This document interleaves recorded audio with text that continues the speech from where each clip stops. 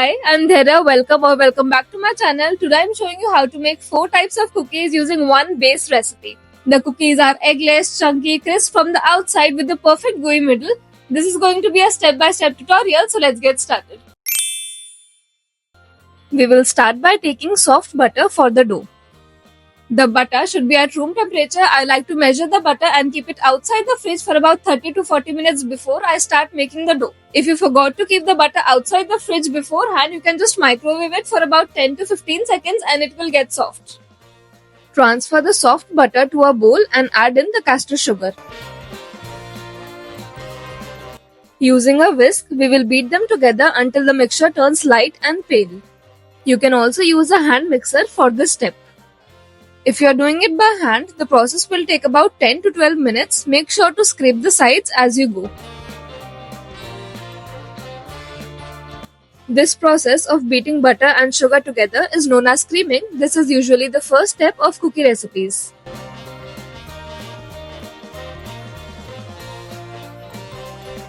After 10 to 12 minutes, you will notice that the mixture has turned light and pale. Now it's time to add in room temperature milk and mix it in a little.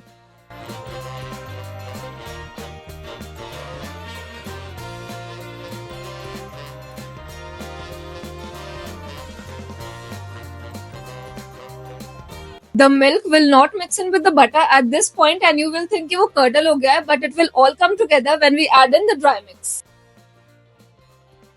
In a separate bowl, keep a sieve and add in the maida, baking powder and baking soda. I am using salted butter in this recipe, so I am not adding any additional salt. If you are using unsalted butter, you can add 3-4 teaspoons of salt. After sieving all the dry ingredients together, we will add them into the butter mix. Add half at a time and mix using a spatula or wooden spoon to make a dough.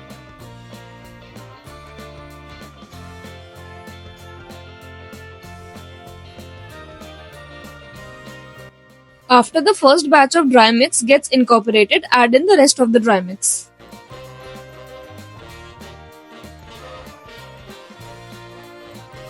After adding the entire dry mix, you can also use your hand to make a dough.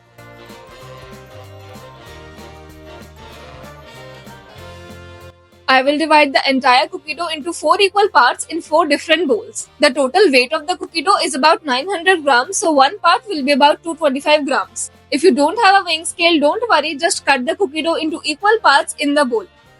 Divide them and take them out into 4 different bowls.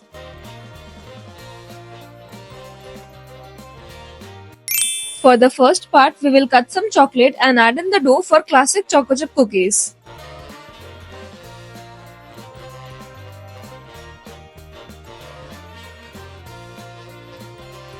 I will not add all the chocolate in the dough, keep some aside to top the cookies. Once the dough is ready, divide and shape it into 3 cookies.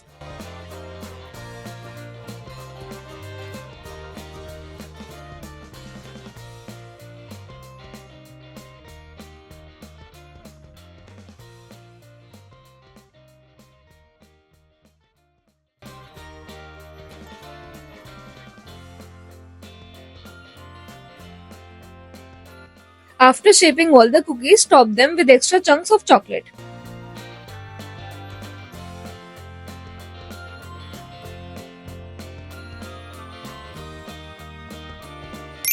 For the second part, we are adding in cocoa powder and chocolate chunks. Make sure to reserve some chunks of chocolate for the top. You can use your hands to incorporate the cocoa powder into the dough.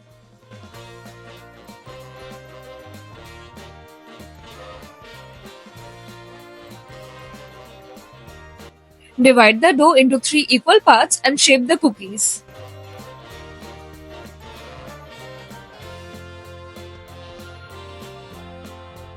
Don't flatten the cookie too much since we want them to be chunky. After shaping all the cookies, top them with chocolate chunks.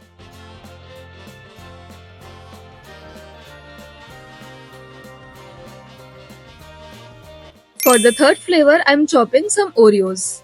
I like to chop half of them really finely so that they mix well with the dough, and the other half I like to keep big Oreo chunks which give the cookie a beautiful crunch.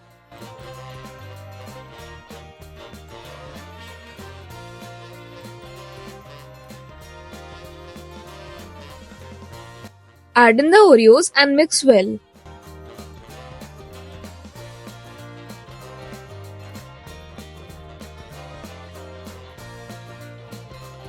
Shape the dough into 3 equal cookies.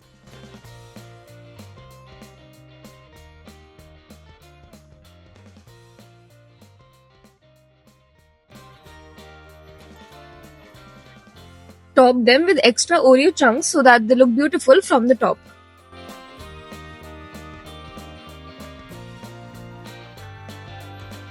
For the last dough, I am adding instant coffee to the milk. This amount of coffee will give a mild coffee flavor to the cookie. If you want a strong flavor, you can add 1 more teaspoon of coffee.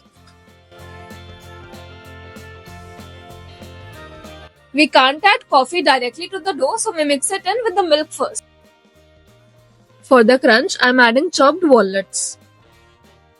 Mix everything well.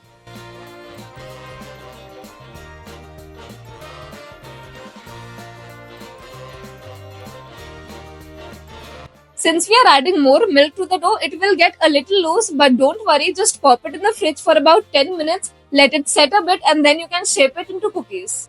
Divide the entire dough into 3 equal cookies.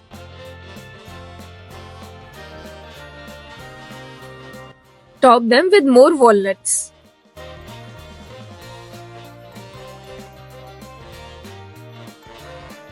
After shaping all the cookies, we will keep them in the freezer for minimum 1 hour. Chilling is a very important step if you want good chunky cookies, so please don't skip it. If you have the time and patience, keep them in the freezer overnight and bake them the next day. If you are a home baker who wants to make big batches of cookie dough at once, or if you are someone who likes to enjoy fresh cookies, you can shape the cookies, and once they get hard in the freezer, transfer them to a Ziploc bag and store this cookie dough in the freezer for up to 2 months. Whenever you want fresh cookies, take it out of the freezer, let them sit for 10 minutes and bake them. After minimum 1 hour in the freezer, it's time to bake the cookies. On the oven tray, I am putting a layer of foil paper followed by a layer of baking paper. The foil paper prevents the base of the cookies from getting too dark. I will bake 6 cookies at a time. Make sure to place the cookies at a distance. Preheat your oven at 165 degrees Celsius for about 10 minutes and then keep the cookies inside to bake. The total baking time for the cookies is 16 to 18 minutes. We only bake the cookies until the edges get golden brown, since we don't want them to get very crispy and remain gooey from the middle. After the first batch of cookies is done, I'll bake the second batch with the same settings.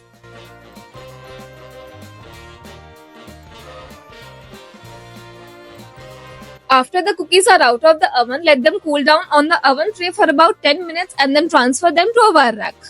These cookies are super chunky and I really hope you try this recipe out because you will love it.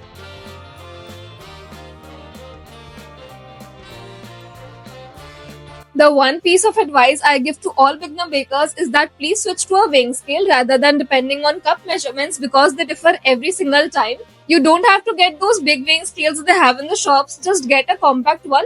I have been using a mini weighing scale in my kitchen since a very long time and it really makes a difference. You can use this base recipe to create endless flavors. You can stuff it with Nutella or ganache to make a lava cookie. You can stuff it with Biscoff spread, add Biscoff biscuits to make a Biscoff cookie. You can add marshmallows or almonds. Honestly, the only limit is your imagination, so get creative and make endless flavors. After the cookies completely cool down, you can store them in an airtight container for up to 2 weeks. My favorite way of enjoying these cookies is to warm them a little bit and then dig in. If you like this video, give it a thumbs up and please subscribe to my channel. I'll see you with a new recipe. Happy baking and bye.